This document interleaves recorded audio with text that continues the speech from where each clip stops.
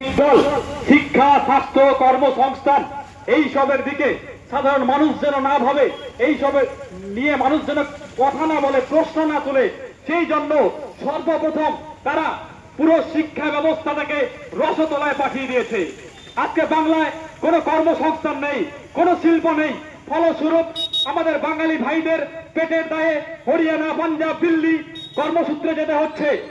কিন্তু আমরা দেখছি কিছুদিন আগে বিজেপি সরকার এসআইআর নামে একটা ভয়ঙ্কর চক্রান্ত করলো। এসআইআর তো আগেও হয়েছে, কিন্তু এবার একটা নতুন এসআইআর হচ্ছে। যেই এসআইআর মাধ্যমে বিশেষ করে পশ্চিমবঙ্গ থেকে আগত যারা বাঙালি, যারা বাংলা ভাষায় কথা বলে, তাদেরকে বাংলাদেশি সন্দেহে সেখানকার লোকাল থানায় আটক করে তাদের উপরে নির্যাতন করা হচ্ছে। এই এমন ভাবে একটা পরিস্থিতি তৈরি করছে, তারা যেন বাংলায় এসে বলে যে সেইখানে বিজেপি সংখ্যালঘুদের উপরে আক্রমণ করছে। ঠিক 2026 বিধানসভা ভোটের আগের মুহূর্তে এইরকম একটা পরিস্থিতি তৈরি করার চেষ্টা করছে তৃণমূল এবং বিজেপি। আমরা দেখলাম 2021-এর বিধানসভা নির্বাচনে সেইভাবে এনআরসির নাম করে হিন্দু মুসলিমের মধ্যে বিভাজন ঘটিয়ে তৃণমূল একটা ভোটের রাজনীতি করলো। আজকে পুনরায় সেই ঘটনা তারা ঘটাতে চাইছে। আজকে তাই আমি অনুরোধ করবো, আপনারা সবাই সোচ্চার হন, সজাগ হন। আপনাদের যেগুলো বেসিক, যেগুলো দাবি, যেগুলো গুরুত্বপূর্ণ দাবি, আপনাদের ছেলে মেয়েদের শিক্ষা, আপনাদের ছেলে মেয়ে যারা আজকে বিএ পাস করে, মাধ্যমিক পাস করে, উচ্চ মাধ্যমিক পাস করে বসে আছে, আজকে যারা পড়াশোনা করার পরেও বাইরে গিয়ে পেটের দায়ে শ্রমিক খাচ্ছে, লেবার খাচ্ছে, আপনারা তাদের কথা ভেবে দয়া করে আপনারা নিজের বিবেক থেকে আজকে ভাবুন যে আজকে আমাদের রাজ্য এবং দেশের পরিস্থিতিটা ঠিক কোথায় গিয়ে দাঁড়িয়েছে। আজকে বিশেষ করে আমাদের বাংলা তথা আমাদের হেমতাবাদের মাটিতে একটা উদাহরণ দিচ্ছি। আজকে হেমতাবাদে যুব সমাজের হাতে নেশা তুলে দেওয়া হচ্ছে। আজকে গাঁজা থেকে শুরু করে মদ, ড্রাগস, সর্বত্র নেশা নেশা। আজকে যেখানে যাবেন সেখানে আপনারা হেরোইন পাবেন, ড্রাগস পাবেন, নেশা পাবেন। আজকে হেমতাবাদ জুড়ে যুব সমাজের হাতে নেশা দিয়ে দেওয়া হচ্ছে, যুব সমাজের হাতে আর্মস দিয়ে দেওয়া হচ্ছে, বন্দুক দিয়ে দেওয়া হচ্ছে, তাদেরকে ব্যবহার করা হচ্ছে নির্বাচনে ভোট লুট করার কাজে, তাদেরকে ব্যবহার করা হচ্ছে মানুষকে ধমকানোর চমকানোর কাজে। আজকে এদের বিরুদ্ধে কিন্তু আমাদেরকে সোচ্চার হতে হবে। যুব সমাজকে অন্ধকারের দিকে ঠেলে দিচ্ছে এই তৃণমূল, তাই এদের বিরুদ্ধে আমাদেরকে সোচ্চার হতে হবে।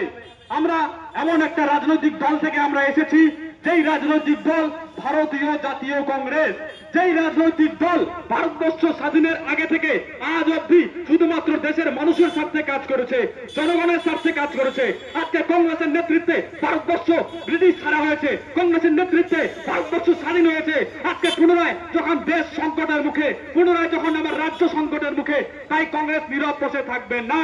আমাদের নেতা শ্রী রাহুল গান্ধী মহাশয়ের অনুপ্রেরণায়, ওনার প্রচেষ্টায় আজকে ভারতীয় যুব কংগ্রেস যুব সমাজের হাতে সরাসরি কর্মসংস্থান তুলে দিচ্ছে। এবং এই কর্মসংস্থান কোন তৃণমূল বিজেপির কর্মসংস্থান নয়। তৃণমূলরা দেখবেন একটা ঘরের লিস্ট সাধারণ বের হলে সঙ্গে সঙ্গে বাড়ি বাড়ি পৌঁছে যায় টাকা তুলতে, সঙ্গে সঙ্গে দালালদেরকে পাঠিয়ে দেয় ওসুলি করতে।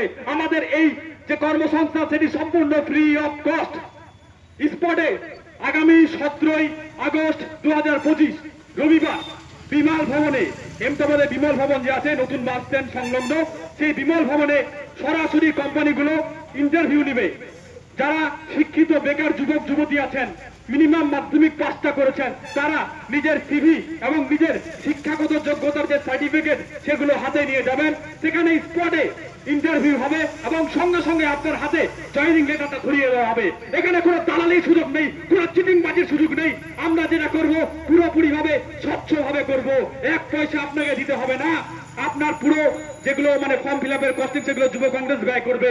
তাই আমি সকল শিক্ষিত যে বেকার যুবক যুবতী ভাইয়েরা আছেন, বোনেরা আছেন, সকলকে আহ্বান করব, আপনি যেই রাজনৈতিক দলের সঙ্গে যুক্ত হন না কেন, তৃণমূল, বিজেপি, সিপিএম, কংগ্রেস, সকলকে সদরে আমি আমন্ত্রণ জানাই।